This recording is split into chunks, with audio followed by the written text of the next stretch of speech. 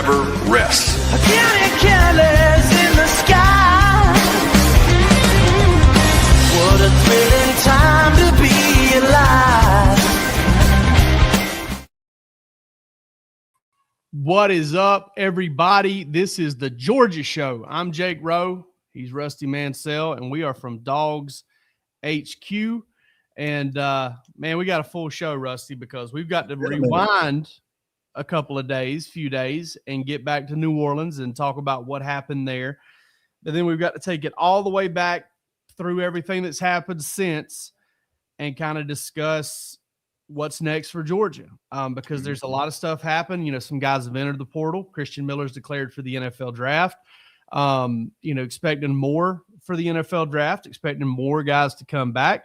Georgia's had a transfer portal edition. They've got guys visiting. There's just so much going on. But before we get to any of that, let's shout out our friends at Brunt Workwear. Save $10 with code DawgsHQ. And listen, I took my Brunt Workwear boots to New Orleans. I fished with them the day before the game. They were comfortable. They were dry. They're awesome. And listen, I can't speak highly enough about, what I've experienced with Brunt Workwear. And it's just, they're incredible. They're awesome. And choosing work boots used to mean sacrificing comfort and durability. If they felt good, they didn't last. And if they lasted, then they kind of wrecked your feet because they were just, John Wayne. They were like John Wayne toilet paper. They just didn't take no crap off anybody. But Brunt thought all of that was BS. So they built tough boots that feel great from day one. No break-in, no sore feet, because people out there doing the real work shouldn't have to choose between comfort and durability. Founder Eric Gerard grew up blue collar and started Brunt Workwear after his friends in the trades kept telling him that the big brands had stopped listening and stopped making changes for over 100 years. So he created his own thing, and we couldn't be more impressed with it. Go check out Brunt Workwear. Save $10 with code DawgsHQ. That's how you tell them that we sent you. If you need a pair, I can't endorse them highly enough. They're comfortable, they're durable, they're dry, and they protect your feet. If you got a broken toe like I do, they'll certainly protect that too. So go check out Brunt Workwear, and we appreciate them for sponsoring the Georgia Show. Rusty, let's get into it, man. What happened in New Orleans? What went wrong for Georgia besides just a little bit of everything? Yeah, I watched the game 1.5 times. I watched all the way to third quarter today, and there's a lot of things that just didn't go Georgia's way. And made some mistakes, some coaching mistakes, but dude, they had no answer for Trinidad Chambliss, and that was the difference in the game. I mean, there were 3 plays, Jake. They had him dead to rights. I'm talking about your athletes, your NFL athletes. Basically one-on-one with him. They couldn't get him to the ground. He made a couple of really good plays. Gunnar Stockton made 2 plays that were unbelievable and took a shot. But Trinidad Chambliss, man, I mean, there were so many different plays in that game. But for me, man, number 6 was different. I don't know if he's going to play that way this week. Georgia was the only team to beat Ole Miss this year. So we'll see this week. I think they've got a real big challenge in Miami. Miami is physical up front. They are big on defense. Their offensive line is huge. They want to run the football. They're going to try to get downhill on him, on Ole Miss. So be an interesting game there. But, at the end of the day, man, sometimes you just have to say, you know what, that dude, we had no answer for him. And really, truthfully, Jay, you look at it, they played him 8 quarters, and they never sacked him. I mean, they got him on a 2-point play on a tackle. I don't think that counts there, but early in the game. But man, I'm telling you, that dude is something special, man. Yeah, and listen, I'm going to start by giving all the credit I possibly can to Kawan Lacey for going out there and touching the ball 23, 24 times. 22 times. 22. Yeah, 22 times. Trinidad Chambliss for playing the way he did, and Pete Golden for keeping that whole crew in line. I don't know how things are going to work out long-term for him as a head coach, but to keep that team galvanized with, all the distractions that it's had, I mean, what a great job. I mean, tremendously. I can't say enough about it. for everything that Ole Miss did, and Trinidad Chambliss was unstoppable. The Wallace kid was unbelievable. That's a tough team to stop when you've got 5 receivers that go for over 500 yards and a 1,300-yard, 1,400-yard back in Kawan Lacey, who's got a bunch, well over 1,500 total yards on the season, and a quarterback like Trinidad Chambliss, a tough team to stop. Georgia did a pretty good job of that, holding 12 points in the first half. I thought that was an opportunity for the offense to cash in on. But for all of that, it needed an otherworldly performance from Trinidad Chambliss, and for a kicker to break the Sugar Bowl record, then break his own record to win that game. And that's a credit to Georgia's competitive nature. It really came down to Georgia had second and goal from the 3-yard line, couldn't get the ball in the end zone, and then opted not to run the clock out and play for overtime, which I get it. I just don't understand why are you going to be so and still we're one play away, but why are you going to be so aggressive there but not be aggressive before the half? I felt like the picking and choosing on when to be aggressive and when not to be aggressive. I know that's football, but it just didn't quite line up for me. So I'm there on that. A lot of people have a problem with the second down call, running the zone read there with Gunner with the tight end wrap. I thought that was a great call, and I thought if Gunner kept the football, he was there. But Rusty, my problems go back to number 14 because, man, I could not have more respect for a kid ever. But I really cannot remember a season for any football team ever where a guy would put you on his back and be your greatest weapon when things were good, when he needed to at times, but could also at times feel like your biggest liability. And he has some highs now. He has some highs, and he had some lulls there. I think that's the word you used the other day on the board. Those are the things for Gunner that's got to take the next step. You know what I mean? Like this guy against Ole Miss the first time was, there was Heisman talk, and then he comes back and does it again against Texas. He has that game. Played extremely well against Mississippi State too. I just think the Georgia Tech game and the Ole Miss game, the two of those last three, I thought he played pretty damn good against Alabama when they needed him to play. But the Georgia Tech game and parts of this Ole Miss game, the night. Now he did make some freaking plays against Ole Miss, but there's a lot of discussion on him. We'll get into all that, I'm sure, the entire offseason. But entire offseason, yeah. But it wasn't all on him. There was a lot of plays. The third down play from the goal line. You kind of want to go. I'm not the Division I quarterback, but the left to right scan there, progression wise, Kobe Young coming out of the backside of the break that's as open as you get in a tight window to me. And you had a chance right there that I'd like to see that thrown to a bigger body guy instead of trying to force one in the back of the end zone with their bodies. But it is what it is. They couldn't get a stop when they needed to. And, man, they just did not have an answer for number 6. And I've watched football a long damn time. That is one of the – I try not to overreact, but it's one of the best performances I've ever seen against a Georgia football team. I mean, it's up there with C.J. Stroud and Joe Burrow and Bryce Young and Bryce Young. Hey, listen, I'm old enough. I saw Peyton Manning play in '97, I believe, and '96 too. Had a good game. I mean, 97 was T. Martin. I think that was '98. '97 was the game. You're right. Yeah. And T didn't play bad in that game. That was actually in Athens. So, but look, man, he played well, man. You got to tip your cap to that kid, and he just didn't have an answer for him.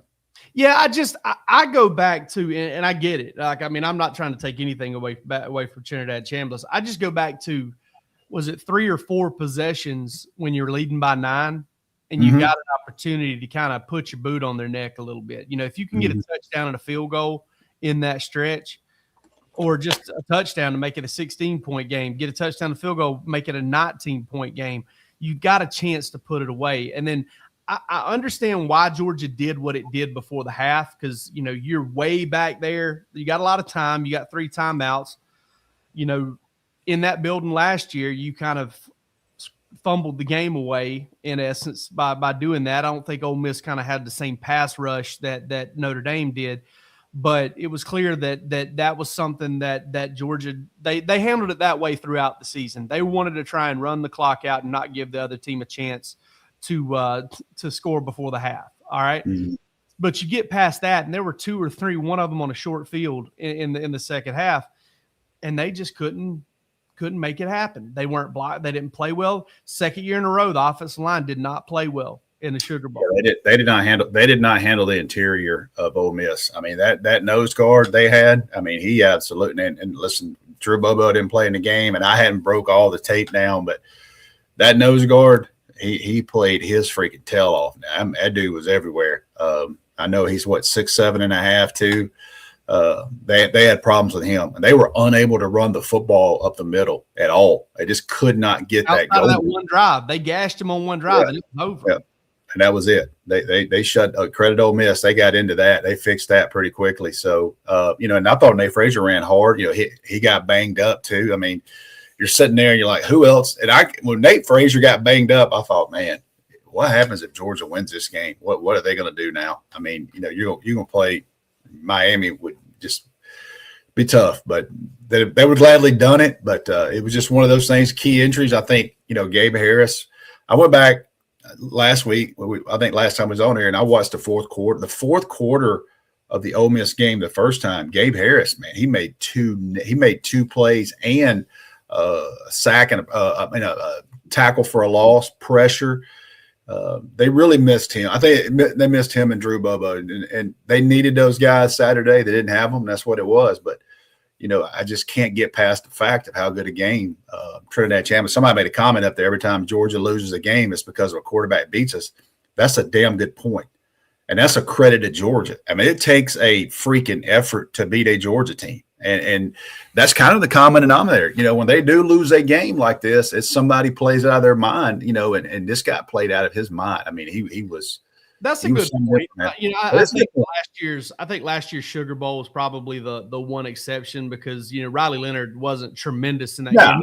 Made some plays, but that one was more of a you allowed a kickoff return for a touchdown and you got a strip sack and that was there. But more often than not, way more often than not, if Georgia loses a game, it's because a quarterback goes off. Like they just play a game, and a lot of people want to blame. Well, Dalen Everett was coming from that corner blitz and he let Trinidad Chambliss circle back behind him. I mean, dang man, Trinidad Chambliss gave 10-12 yards behind where he was already at. I mean, he's back there 25 yards behind the line of scrimmage reversing out. It's just you just don't see guys do that very often. He found a way to get the ball to Kawan Lacey, and Georgia didn't make a tackle. I'll say this too. We've got enough of a sample size, and I'm not blaming the loss on this. But we got enough of a sample size to understand that if you got a bye in that first round, it's a challenge. Okay, it is certainly a challenge to go out there and be as sharp as that team coming in. Now, some of that flies out the window when you talk about Georgia having a 9-point lead and 4 or 5 chances to extend that. But it's worth noting that you 1-7. Are the bye teams at this point. And Indiana put one on Alabama, and they've got it going. Indiana is hot as a firecracker right now, and kudos to them for staying hot. Kirk Cignetti's done a fantastic job. Not going to hear me make jokes at his expense anymore. He's psychotically good right now. But that's a challenge, and I thought it showed up some with Georgia early in that game because of the way they were tackling. They just didn't tackle very well. But when Ole Miss needed to play – fourth down, when Ole Miss needed to play, second and long, 3rd and 7, Trinidad Chambliss made it happen, man. And Georgia made a lot of plays to get back in that game. Listen, I do think it's worth mentioning this too. You're down by 10 points at 34-24, and everybody's written you off. Everybody says it's over. Georgia comes right down the field, gets a touchdown, comes right back down the field. Oh, yeah. They don't get a touchdown in the red zone, which is pretty rare for them, right? But they tie the game, and you still got a chance. Now, the one thing I will be really critical of, I do not know what defense they were running on that slot fade route because they had the tight end bracketed on one side of the field and no safety help to the trip side. That blew my mind a little bit. I don't know what went wrong there, if they busted that or if that was just trying to take a chance. I don't really know. But at the end of the day, you didn't win the ball game. And I think, honestly, you made too many mistakes to win the ball game. And I'll take it all the way back to the snap fourth down that wasn't supposed to be snapped. I told Jordan Hill this, and I told some other Georgia beat writers this earlier in the season. When you go out there and you do that as many times as you do, at some point, something weird is going to happen. I can be straight. That's coaching right there. There's just too much going on there. You got an inexperienced guy that you're trying to listen. Kirby said it in the press conference, and I think he meant it not like trying to protect the kid. I think he probably thought in hindsight, we effed that up, and that part they did. And because I think what happened was Malachi Tolliver saw the D lineman flinch and I thought him coming across and went ahead and snapped, and then that's what you're left with. Yeah, and it's just it was unbelievable call, man, to run that fake punt and Landon rolled into Lucky, which was, again, that is a very gutsy call. It worked. Kirby did one against Alabama, got a block punt. They ran one against onside kick against Texas. They've been unbelievable special teams. But you get a game like that, and you got a kicker who's been red hot all year. He gets up under one, misses one. I thought about it today too. Think about if they stop the 2-point play. If they stop that 2-point play, that last drive is a field goal to win the game. Yep. And so they had their chances. It ain't like Georgia got ran out of the building. They just didn't have an answer for Trinidad Chambliss. And what that does, it makes you have to play mistake free because you're trying to keep up with a dude that's on fire. And what was he, 13 for 13 his last 13 throws, I think? Something like that. I mean, he completed 12 or 13 in a row. I didn't know that. It was nuts, man. And listen, he is lawyered up now. He's trying to get a 6th year. I don't know if it's going to happen, but he went and got the one lawyer that's won enough. He's trying to get a 6th year. You know what's funny about that? Me and you were talking today. That kid wasn't there to be the starter. They paid Austin Simmons big time money not to go in the portal last year. They brought this kid in to be a backup and, come hang out. He turned down, he was going to Temple. And at the very end, Ole Miss talked him into coming and being a backup. Didn't play a game, didn't start, didn't win the job. I think it was game 3. He got hurt, Austin Simmons, and they played this kid. And you're like, wait a minute, pretty damn special. So you can credit Ole Miss because they went out and got a depth piece, and this guy wound up being, he's the most dangerous quarterback in the bracket. I don't know if they've got enough. I don't know if they've got enough around him to Mendoza is obviously who he is, but this guy single-handedly can take a lesser team almost and beat you. And he would be dangerous to see. I don't like to match up for Ole Miss against Miami. I don't think physically they match up front, but this guy's different now. Yeah, I will say I don't have any concerns about what they've got around him offensively. Now, defensively, can Ole Miss kind of hold up? Especially secondary. And they're not asking Carson Beck. I mean, Carson Beck's throwing for like 150 yards. They're running freaking Mark Fletcher. And they're playing defense, so that's going to be one of those deals. But the Georgia game the other night, I don't ever say this. I'm pretty straight up. I don't know that Ole Miss could beat Georgia again if they played 2 more times. I don't know they could. But the other night, they had no answer for number 6, and that was all that mattered on that night. That's all that mattered. That's all that mattered for sure. There's no doubt about it. It's Modello postseason, and Georgia's postseason has come to a close, but Modello is still going strong. Some things in life are made for each other: peanut butter and jelly, mac and cheese, Modello, and college football. If you're listening to this, it means you live and breathe football all season long. That makes you a full-time fan, which means you deserve a Modello because football would not be the same without you. Modello is the official sponsor of the college football playoff. All right. So listen, if you're looking for something, if you're going to sit and hunker down and watch the rest of these college football games, watch a little pro football, watch a little Georgia basketball, whatever you decide to do. Hoop Dogs pulled out a big win yesterday against Auburn after kind of fudging it up there at the end. Grab you a Modello. It's good stuff. It's a premium, awesome lager. Cerveza, throw a lime in it. Don't throw a lime in it. Doesn't matter. It tastes great no matter what you do. Listen, how about them Dawgs? How about a Modello? Go out there and enjoy it. Drink responsibly. And we always have the support of Modello. They've got our support as well, so we appreciate them. Rusty, let's get into this transfer portal because that's where things turn next. How can Georgia make this 2026 football team better? And we came into the transfer portal cycle highlighting safety. We knew if nothing else happened that they were going to make some things happen at safety. And Khalil Barnes committed to Georgia today.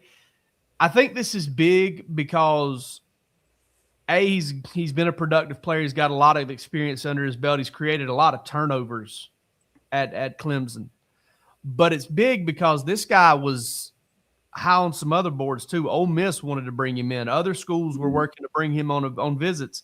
Georgia's one and done, got him committed, and now they've got a big need filled, and now they can kind of focus on maybe other positions, but they can also kind of be picky and choosy on how they want to continue to fill out their defensive backfield in the transfer portal.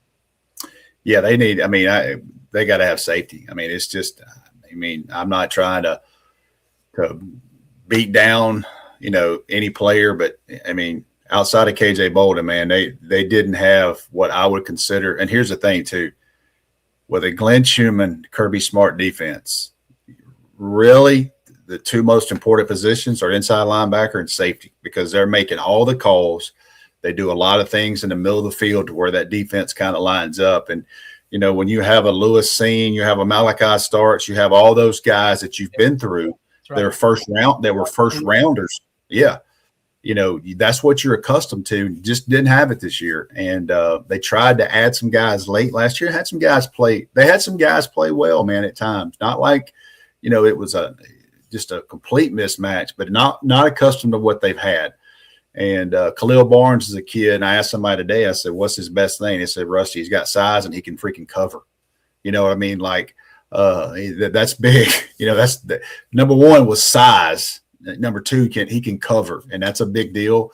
They're definitely not done at safety. They brought in guys in high school that they really, really liked, and guys that they're going to have a shot, but they got to have guys that can play right now. And this is a 3-year starter. This guy was a freshman All-American. Hey, credit him, man.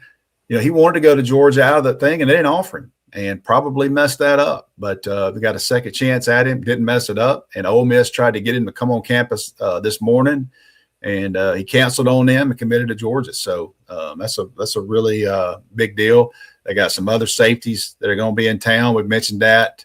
I'll go this far too. The portal, Jake, is a big deal. It is wild. You and I are both still learning. Every year is so different. This year is as wild as it's ever been. What are we on day 3? I mean, we hadn't even there's going to be guys pop in the next 4 or 5 days. It's going to get wild. But this roster is a huge deal, and Georgia has worked really hard the last month. And it's no secret now. You got this many players coming back. You got this many young guys that played.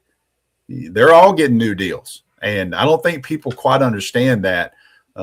There's a lot going on. This next 2 weeks is extremely important, not only for the portal, but roster retention, man, and keeping this roster together and keeping the young guys together. And so far, this has been my comment. I haven't heard anything that I'm too alarmed about, but there's still some guys that have to sign, and that'll be a priority for Georgia for sure. For sure, yeah, and then that's the other aspect of the portal is Georgia holding on to the guys they really need to and want to hold on to over the next few weeks, and there's a lot of work that goes into that. But there's also going to be a lot of work in adding more guys, and this is a tough line to walk here because obviously we've got folks who pay for information over at DawgsHQ, don't want to let all of it go, but yeah. What has fascinated me over the last kind of 48 hours is Georgia's in the mix at cornerback. Georgia's in the mix at edge. They've got some guys coming on campus here, Rusty, and it really seems like this week, this is the first week, but it's also going to be the most important week when it comes to, getting guys on campus and getting decisions made for guys who want to enroll early. And man, these next few days, listen, if you're not a member at DawgsHQ, if you're not a DawgsHQ Plus subscriber where you can kind of get into some of this stuff and for us to share some of the scoop, get there, because there's a lot that's going to be going on over these next 4 or 5 days in terms of visitors and targets and just info in general. Well, the one thing how I'm treating that, if you want to know, is I'm trying to do day by day, because, the news Friday was Khalil Barnes was going to Georgia Saturday and Ole Miss Sunday, and he never made it to Ole Miss.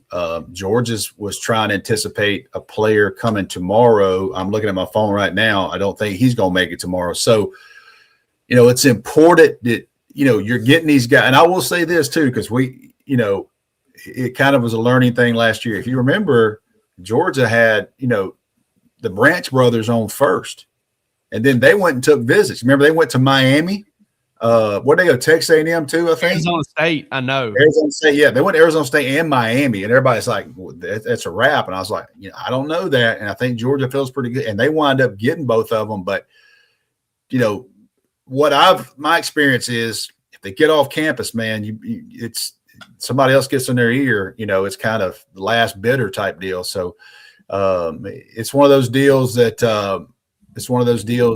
you kind of want to get these things done. So, my policy is I could probably write an expected, visit list for the rest of the week, but I'd rather not do that. Like, I'm going to do an update here on DawgsHQ in the next hour, who I am expecting tomorrow, kind of the latest update there. And treat this thing day to day. It literally is day to day, which is crazy. But we're also working on NFL decisions, and they got some big decisions coming up there. And really and truthfully, Georgia needs to know. You know what I mean? Like Monroe Freeland, I'll go ahead and tell you that's a big decision for Georgia. That is a huge decision. That is a 3-year, left tackle, and he was a 5-star in high school, and he's getting some first round talk. And doesn't surprise me. I will say this, that reported today that he's going to think about it a couple of days. Well, Georgia's got to know, because these tackles, they're going to get into tackle game real quick if Monroe Freeland declares. Like, they're going to get in there deep into that tackle, because they got to have a proven tackle. To me, got some really good young players, but I don't know that you can't look at the tackle spot and go, hey, we've got to have a guy. And there's some guys there. That's absolutely correct. Before we finish this show up with a little bit more talk, let's talk about our man, Andy Ludicky, over at MyPerfectFranchise.net. Andy is a seasoned franchise owner. He knows what you need. And if you want to take your career and your life in your own hands, go to MyPerfectFranchise, all one word, .net, and let Andy lead the way. All right. Listen, this is no cost to you. This is more than just fast food, restaurant chains, all of that stuff. Andy can get you plugged in where you need to be plugged in. And if you want to take your life and your career into your own hands, whether it's something you want to add on to what you've already got going, or whether you're ready for something different, Andy can help you out. So go visit MyPerfectFranchise.net, and Andy will take care of you. We appreciate him. We've been working with him for a long time. He's a great dude. Rusty, I want to talk a little bit more about the transfer portal activity, because I kind of want to recap it for everybody out there. So offensively, all right, Georgia's been mentioned with a running back or two. They've been mentioned at wide out. They've been mentioned on the offensive line. That kind of encompasses not looking at tight end, as far as we know, not looking at quarterback either. So there's where we're looking at on the offensive side of the ball. Defensively, edge, cornerback, safety. All right. And I still believe that even with Khalil Barnes in the fold, that they'll continue to look at safety. Anything wrong about that? You got any? Basically, looking at, you got old school and you got a little note. There you go. There you go. I keep my notes here. So far, guys, we have visits. Looks like wide receiver, safety. We felt like safety was the number one position, and that was the first guy they had committed, and they're going to probably take another one. So safety to me was the top priority, period. Doesn't mean it was the only one, but they had to change that spot immediately. Edge, they're starting to look at some edge guys there. And I think always O-line, D-line, you have to look at O-line, D-line. You just have to. You can't get enough of that. Wide receivers, got some guys coming in. I'm comfortable saying they're going to sign at least one, maybe two wide receivers. Not anticipating a tight end. Quarterback, they might dabble in that if they can get an experienced guy that wants to come to Georgia and say, hey, look, I'll sit a year and I'll go head to head with Puglisi next year. You know what I mean? They very well, that could happen. Or get an experienced guy that wants to come to Georgia for 1 year, and who knows? We'll see. We'll see about quarterback. And it's kind of where I am. You know what I mean? It's nothing. You know, they got some corners, and what I was told, you know, they're definitely looking for some depth there. Not particularly looking for a starter type guy, but maybe some depth. And if they wind up getting a guy that can play safety, you know, nickel, star, something like that, then that would increase your chances too. They're kind of so flexible there with those guys. And I think we're pretty spot on. I feel pretty confident where we are, but you just don't know how things are going to unfold the next 6, 8, 10 days. If somebody leaves, like, you know, Damon Wilson left, you know, late last year, and Tyringham Dawkins and Trevor Etienne.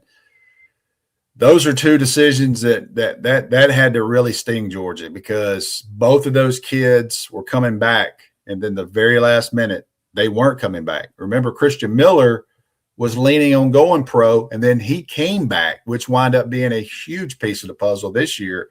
But you lose Tyringham Dawkins and Trevor Etienne, and Trevor Etienne was coming back until the two Penn State running backs decided they were coming back. And, you know, so it just kind of wait till the end on all these NFL decisions and who gets in the portal. The good thing is, and I don't know this the right timing, but you got one portal window. So you're going to know who's on your team. You're going to know who's staying. You know, the additions could be after, but you're going to know who's staying here in 12 days. So you're pretty close on that. And obviously, from a NFL draft perspective, Monroe Freeling, Ernest Green, you know, trying to figure out what those guys are going to do. CJ Allen, I'll go ahead and say it. You've reported already. CJ Allen is almost certainly going pro, which I think everybody expected. You got some D linemen that I don't know if they have to announce they're coming back or whatever, but like Gabe Harris, Xavier McLeod, you know, guys like that maybe even Jordan Hall. You know, you got, you know, guys that are eligible. Zach Branch, still waiting on that one just to kind of find out what he's going to do. You know, so, you know, there's still a lot to cover, and we'll have you covered over at DawgsHQ. You know, listen, half off a year right now. 1 year subscription is half off. That takes you through this transfer portal all the way up through next football season, and gets you into next transfer portal next year. But there's going to be a lot to cover here for Georgia, and there's a lot depending. Right now is a very important time of year because we're going to learn a lot about what Georgia's rosters, all of it, about what will look like next year in the next 10 to 12 days. And DawgsHQ is where you're going to want to be for that. So we appreciate y'all. Thank you so much for watching the Georgia show. For this one, we're out. Take it easy.